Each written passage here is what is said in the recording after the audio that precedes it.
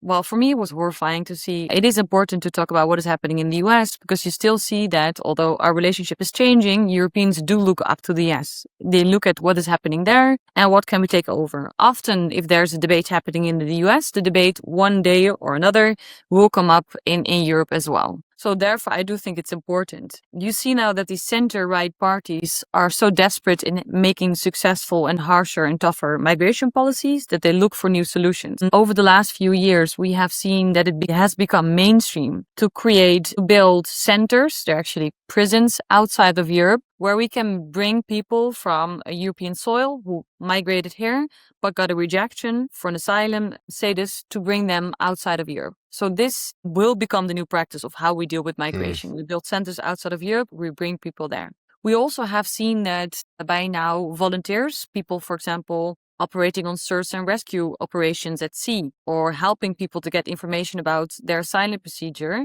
get criminalized.